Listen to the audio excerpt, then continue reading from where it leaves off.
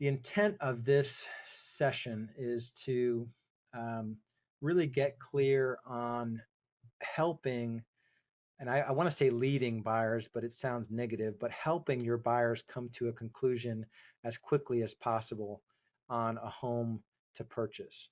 So, you know, I've had agents on my team, show more than 50 homes, and it's taken me, a good amount of work to get them through this process. So, just make sure that you or your agents have a thoughtful process to lead their clients to get the right home and be able to step up and to tell their clients when they're looking at homes that they don't need to be looking at.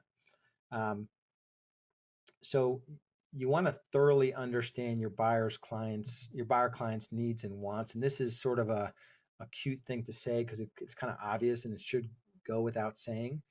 But if you're crystal clear on exactly what they need, you're able to go back to that at the time where they want to look at the 36th home, or if they start asking to look at homes that don't match what they told you they 100% need versus want. So you need to be crystal clear and be able to draw back to that time where they told you. Um, Anytime you go out more than 2 or 3 times and they don't buy a property, you need to sit back down with them and make sure that you're on the right track because you really want to do a good job for them. Um, I always prepared for all showing appointments, rather than haphazardly going out. I would print out buyer showing packets. I'd have a simple cover page that said, buyer preview tour, the date, and my contact information below, and I asked for referrals. And I simply printed that to a map of the properties that we are going to go look at and an MLS printout of each property. So it had a map and printout of each property and a cover page. And if it was a husband and wife, I would print out 2 of them. If it was a husband, wife, and a mother, I would print out 3 of them. So we showed up at the first house. I handed out the preview packets, and it made a big difference in terms of my level of professionalism. I highly recommend you do that. At the end of each showing, ask your client what they liked, what they didn't like, and if this is the right home for them. So even if you know it's not the right home for them, you want to condition them to get used to outside every home. What'd you like? What you didn't like? What didn't you like? It's going to help you know if you're on track or not. And they're going to know after every home if this is the right one or not.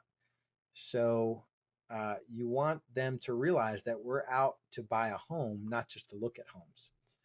At the end of each outing, so say you look at 5 properties, at the last property, at the end of it, make sure you get the next showing appointment time and date set. You want to keep the pressure on, not in a negative way, but you just want to keep momentum in the process. So it's just like a listing, if you envision it that way. Time, even buyer's time on market is not a good thing. You want to be able to sign them as a client and get them under contract as quickly as possible so you can capitalize on just the natural momentum that's built up in the process. You really want to give your buyer permission to make an offer on the home that they like. So a lot of times, I've even heard agents say this to their buyer clients that, they may like the 3rd home that they see, and an agent will tell them, well, you haven't looked at as many homes as you need to yet, because they have their own perception that you have to look at 15 or 20 homes to buy one.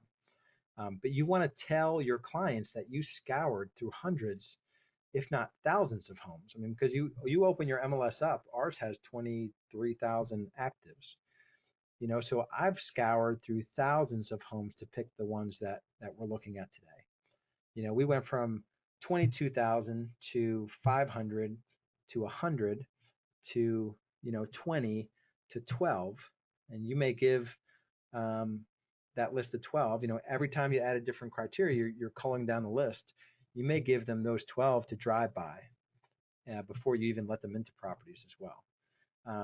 But you want to use this language.